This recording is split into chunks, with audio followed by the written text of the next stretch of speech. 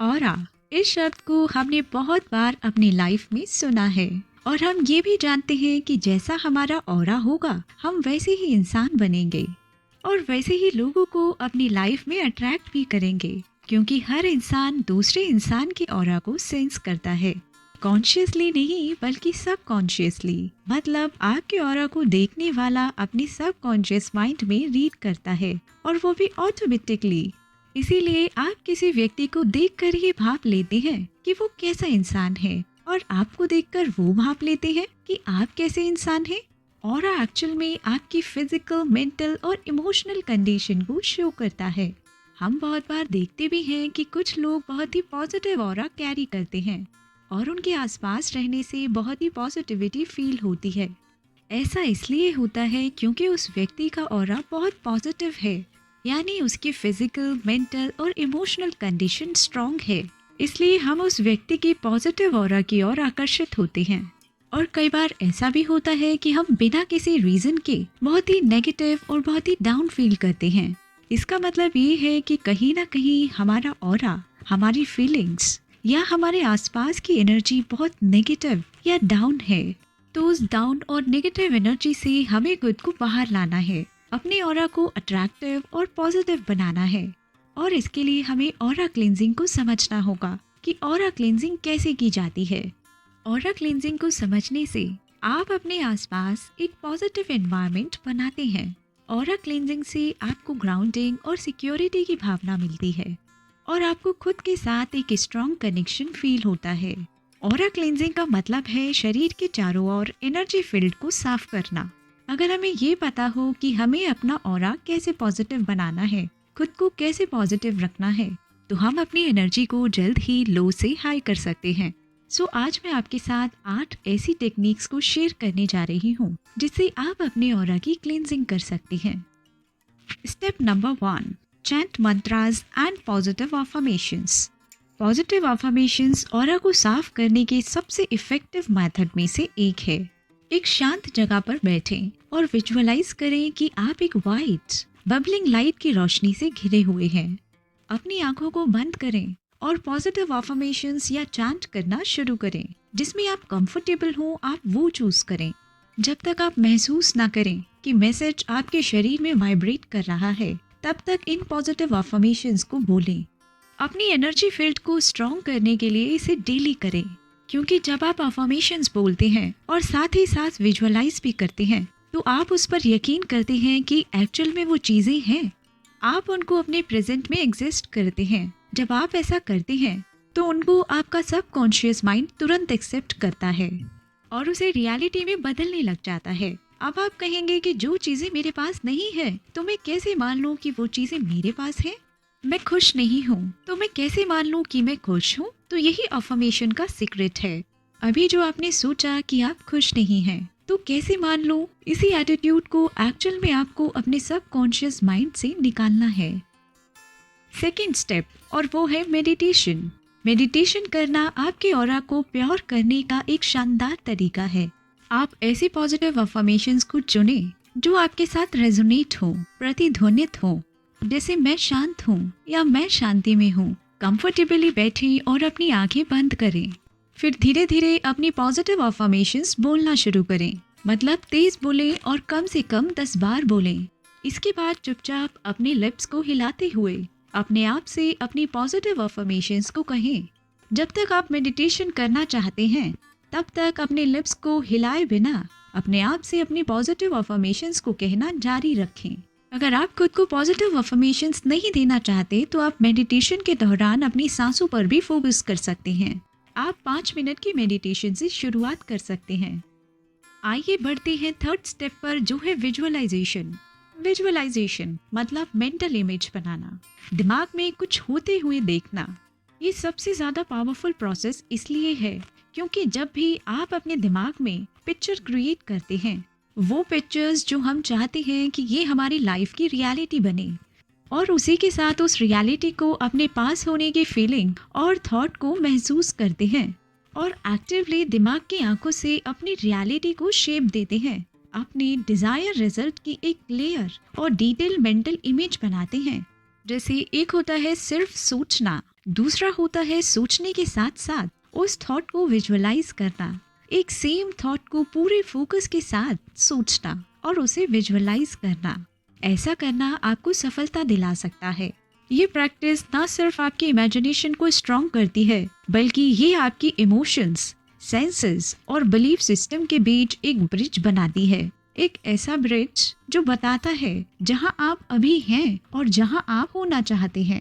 और इस विजुअलाइजेशन की खास बात ये है कि आप इसे कभी भी कर सकते हैं। जी हाँ दोस्तों, इस विजुअलाइजेशन के लिए आपको किसी फिक्स प्लेस या फिक्स टाइम की जरूरत नहीं है, बल्कि आप इसे कहीं भी कर सकते हैं, जहाँ भी जब भी आपका मन करे वहाँ। ठीक सोने से पहले, सोने के बाद, दिन के समय या रात के समय, जिस समय आप कंफर्टेबल हो आप उस समय इस विजुअलाइजेशन को कर सकते हैं। और आप विजुअलाइजेशन को चाहे तो आईज क्लोज करके करें या विदाउट आईज क्लोज करके करें, एज योर विश। आपको सिर्फ महसूस करना है कि एक वाइट या सूर्य के जैसी एक तेज रोशनी है जो आपके अंदर पॉजिटिविटी को बढ़ा रही है, और ये तेज रोशनी आपके अंदर की सारी नेगेटिविटी को बाहर कर रही है। जब ये एनर्जी आप महसूस करते हैं तो आप खुद को बहुत एनर्जेटिक फील करेंगे, और साथ ही साथ आप कुछ ही मिनटों में फील करेंगे कि आपकी एनर्जी फील्ड बहुत स्ट्रांग हो गई है, बहुत अपलिफ्ट हो गई है। आप फील करेंगे कि आपके अंदर सिर्फ और सिर्फ पॉजिटिव एनर्जी है और आपका ऑरा साफ हो रहा है। फोर्थ स्टेप, और वो है वाटर। पानी के चमत्कारों से हम सभी बहुत परिचित हैं कि जब पानी पत्थर जैसे स्ट्रांग चीज को पिघला सकता है तो हमारे शरीर और दिमाग को क्लीन करना इसके लिए कोई बड़ी बात नहीं है। जैसा कि हम सभी जानते हैं कि सभी रिलीजन में पानी को कितनी इम्पोर्टेंस दी जाती है, क्योंकि इसमें प्योरीफाइंग प्रॉपर्टीज मौजूद होती हैं जो हमारे ऑरा को क्लीन करने में बहुत हेल्पफुल है। वो कैसे? क्योंकि जब भी आप नहाएं तो महसूस करें कि पानी की एक एक बूंद आप में एक नई पॉजिटिविटी ला रही है और जितनी भी नेगेटिविटी है उसे दूर कर रही है।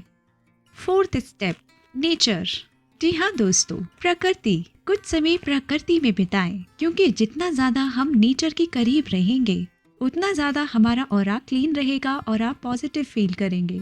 नेचर आपके ऑरा को प्योर करने का, क्लीन करने का एक नेचुरल तरीका हो सकता है, खासकर तब जब आप हरे भरे स्थानों या पानी के किनारे समय बिताते हैं। नेचुरल एलिमेंट्स नेगेटिव एनर्जीज को एब्जॉर्ब और न्यूट्रलाइज कर सकते हैं, यानी अवशोषित और बेअसर कर सकते हैं। इसलिए कहा जाता है कि जितना ज्यादा आप नेचर में रहेंगे उतना ज्यादा आप अच्छा महसूस करते हैं, और साथ ही साथ आपकी बॉडी हेल्दी रहती है, पॉजिटिव रहती है। तो दोस्तों, जब भी आपको समय मिले तो आप नेचर में जरूर जाएं और वहां जाकर अपनी गट फीलिंग को सुने, क्योंकि आपका अंतर्ज्ञान यानी आपकी गट फीलिंग वही रिफ्लेक्ट करती है जो आपका सबकॉन्शियस माइंड पहले से जानता है। Fifth step, look at the environment around you, यानी अपने आसपास के वातावरण को देखें। ऑरा की क्लींजिंग के लिए आप जो वातावरण चुनते हैं वो बहुत इम्पोर्टेंट हो सकता है, क्योंकि वो आपके ऑरा को पॉजिटिव बनाने में हेल्प करता है। शांत प्लेस, बेडरूम या छत जैसी शांत जगह आपको अपने भीतर की आत्म और एनर्जी से कनेक्ट करने में हेल्प करती है। क्लीन एंड टाइडी, अगर आप अपने ऑरा को क्लीन करना चाहते हैं तो घर का ऑर्गेनाइज होना और क्लीन होना बहुत जरूरी है, क्योंकि आपका ऑरा आपके एनवायरनमेंट से सीधे प्रभावित होता है। अगर चीजें इधर उधर फैली हुई हैं और सब कुछ एकदम बिखरा हुआ है तो आप खुद ही सोचिए कि उस अनऑर्गेनाइज घर में आपका ऑरा पॉजिटिविटी से कैसे भर सकता है। इसी तरह अगर आप रोज डेली खुद को कह रहे हैं आई एम हेल्दी, मैं स्वस्थ हूँ, ये अफर्मेशंस बोल रहे हैं, और आप रोज जंक फूड खा रहे हैं, तो आप हेल्दी कैसे हो सकते हैं। सेम चीज हमारे ऑरा के साथ भी है। जब तक हम अपने अराउंड को, अपने एनवायरनमेंट को अच्छा नहीं करेंगे, ऑर्गेनाइज नहीं करेंगे, तो हम कैसे अपने ऑरा को क्लीन कर सकते हैं। इस दुनिया में मौजूद हर चीज की अपनी एनर्जी होती है, फिर चाहे वो लिविंग हो या नॉन लिविंग, इससे कोई फर्क नहीं पड़ता। गंदगी नेगेटिव एनर्जी को रिलीज करती है, इसलिए जिस प्लेस पे आप रहते हैं उसे साफ सुथरा रखना, ऑर्गेनाइज रखना जरूरी है, क्योंकि ये आपके ऑरा को क्लीन करने में बहुत ही इम्पोर्टेंट रोल निभाता है। Sixth step, sunlight exposure. जी हाँ दोस्तों, सूर्य के प्रकाश में रहना, प्राकृतिक धूप में कुछ समय बिताएं, क्योंकि सूर्य की रोशनी को एनर्जी के लिए एक नेचुरल क्लींजर माना जाता है। अपना फेस सूर्य की ओर करके खड़े हों या बैठें और कल्पना करें कि सूर्य की तेज रोशनी आपके ऑरा को साफ कर रही है, तरोताजा कर रही है।